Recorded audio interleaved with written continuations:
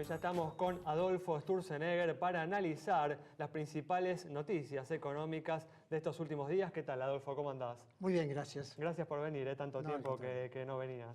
Muchas gracias. Gracias por estar una vez más aquí. Bueno, vamos a arrancar con los temas que tenemos para hoy. Una semana en la que, como hablábamos en el primer bloque, el gobierno anunció la reducción del impuesto a las ganancias, una medida que se demoró bastante tiempo, pero que finalmente llegó para los trabajadores que ganan entre 15.000 y 25.000 pesos. ¿Cuál es tu opinión, Adolfo, sobre esta medida? ¿Estás de acuerdo con la decisión que tomó el gobierno?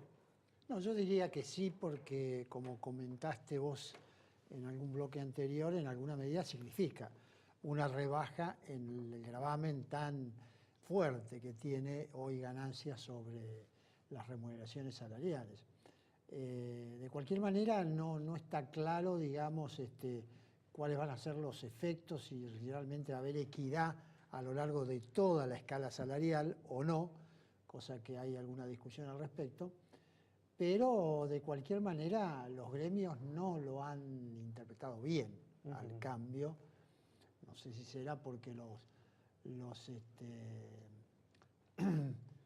que dirigen los gremios tienen salarios mayores a los 25.000 pesos. Seguramente. O también porque tienen compromisos políticos con fuerzas opositoras al gobierno, ¿no? También. Claro, hay intereses puede políticos ser. en un año electoral, ¿no? Pero hubo bastante, en general, casi todos los gremios, aún los que simpatizan más o menos con el gobierno, que aparentemente no tuvieron satisfacción con la medida. Y por otro lado también está el tema del ajuste salarial. Yo escuchaba recién a la gente del público, todos dicen, y bueno, deben aumentar con la inflación. Sí, linda la respuesta, pero como vos también citaste, hay una inflación pasada y hay una inflación futura. Tal cual. Y lógicamente la inflación pasada, hoy estaríamos hablando de una inflación de más del 35%, 38% aproximadamente. Pero el gobierno quiere instalar la expectativa de una inflación futura muy por debajo de eso, y por eso se plantea la posibilidad de que haya algún tope alrededor del 25%.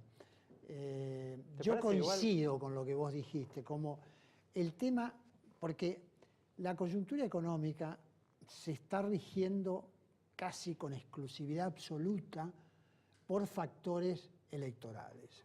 Entonces, hay un planteo muy cortoplacista, ya decididamente cortoplacista, de parte del Ministerio de Economía, que está dando desde esa visión algunos resultados.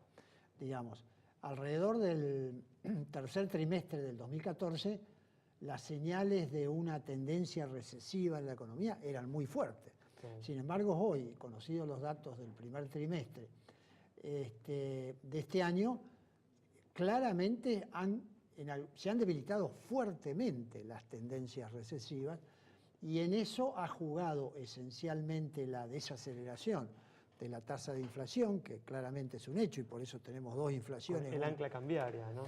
Por supuesto, el ancla cambiaria, y esta medida, enormemente costosa desde el punto de vista de las reservas, pero que ha sido una medida inteligente en esa visión de corto plazo. O sea, el hecho de haber estabilizado, y no solo estabilizado, sino con una tendencia descendente, el precio del dólar blue, ha cambiado las expectativas inflacionarias, ha contribuido enormemente a la desaceleración inflacionaria, y esto ha contribuido a su vez a debilitar las tendencias recesivas. Pero, claro, es eminentemente todo cortoplacista. La recaudación, observemos que hemos tenido muy pobre en términos reales, caídas muy, pero muy importantes en términos reales, mientras en términos reales el gasto público sigue subiendo. La preocupación del gobierno es ganar las elecciones. No, bueno, por eso, ¿no? ¿Cómo ve el gobierno o esta visión cortoplacista, esta situación de aumento permanente y sostenido del déficit fiscal? Y probablemente lo vea bien, porque sin duda otra de las causas por las cuales las tendencias recesivas se debilitaron fue que hay una política keynesiana súper expansiva, y eso está asociado a un déficit fiscal cada vez mayor. Pero, claro, pareciera que el electoralismo deja una señal implícita, que Scioli no va a ser presidente, porque Si Scioli es presidente, imagínense que esta visión cortoplacista termina muy rápidamente. Y él va a ser el que va a tener que conducir la lancha para ver si puede salir. Por ahí confían en que el endeudamiento que han comenzado a tomar en estos últimos meses se va a extender a lo largo de los próximos 4 años, ¿no? Sí, no, bueno, pero digamos, hay desequilibrios macroeconómicos que son muy serios, como si vos aceptás el 30% va a producirse de nuevo una cierta aceleración inflacionaria, con un déficit fiscal tan creciente, con un ancla cambiaria que ha atrasado tanto los precios relativos de los transables, con exportaciones que están en caída, digamos, el financiamiento puede ser una solución de parche y de muy corto plazo. La situación está complicada. ¿Cómo ves, Adolfo, cómo está tratando el gobierno el tema de los fondos buitres o de los holdouts? ¿Y qué pensás que puede pasar en el próximo gobierno respecto a este tema? Bueno, yo no diría que lo está tratando mal. Después de todo, está bien, hemos tenido que salir a buscar financiamiento y hemos tenido que pagar una tasa muy importante, digamos. Pero bueno, estamos en una especie de default, tal vez comparar con países como Paraguay o Bolivia, pero que no están en default.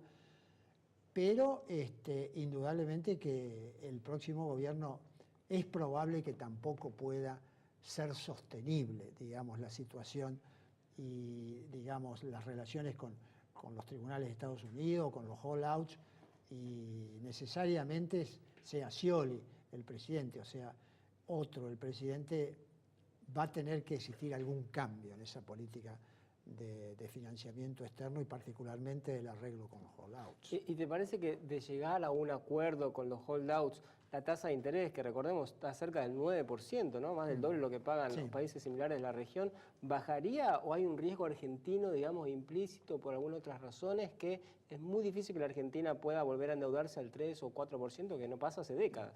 No, yo pienso que, digamos, el arreglo con los holdouts tendría que estar complementado con otras medidas. Si está complementado con otras medidas, básicamente fiscales, yo diría que Argentina puede recuperar. Fíjate vos, primero, el riesgo país ha estado cayendo en los últimos 12 meses en una medida importante. Segundo, el aumento de los activos argentinos, como son las acciones, un activo casi completamente argentino, han tenido incremento, ustedes lo comentaron en uno de los bloques anteriores. Todo eso indica que hay una perspectiva de que con políticas razonablemente sensatas, Argentina tiene potencial para ser un país que capte inversión extranjera directa, que capte capitales externos. Por lo tanto, yo creo que debería, bueno, va a depender también de cómo evoluciona la tasa de interés internacional, pero a estos niveles de tasa de interés internacional, yo creo que en ese contexto de políticas un poco más consistentes y un poco más razonables, Argentina se podría endeudar a una tasa bastante menor que el 8 o 9%. ¿Esperás, Adolfo, que sea quien sea el presidente se lleven adelante esas políticas más racionales, más consistentes? Yo creo que sí, porque de nuevo, repito lo que dije, desde hace 6 o 7 meses tenemos un esquema cortoplacista por excelencia y con eso queremos decir no sostenible en el mediano plazo. Por lo tanto, don Scioli se la tendrá que arreglar de alguna forma, digamos, para introducir cambios, o don Mauricio. Tenemos 30 segundos. ¿Qué es lo menos evitable, ¿no? ¿Un recorte importante del déficit fiscal o una devaluación del peso, ¿no? Importante. ¿Qué es menos? ¿Qué es menos evitable o, bueno, qué crees de estas dos cosas que se va a hacer? O que Bueno, no se puede... el tema es que también habríamos que una devaluación puede ser una devaluación como tendencia o gradual o una devaluación de shock. Yo creo que y el ajuste fiscal sí, claramente va a tener que ser gradual. Lo importante en lo fiscal en todo caso es indicar una tendencia, pero no va a ser muy difícil que social y políticamente el país pueda soportar un shock fiscal exageradamente de shock. Muy bien, bueno, Adolfo, muchas gracias. Una pregunta difícil para tan poco tiempo. La dejamos para la próxima, para terminar de redondear. Nos vamos porque nos quedamos sin tiempo. Nos reencontramos el próximo viernes a las 20 horas aquí en Metro.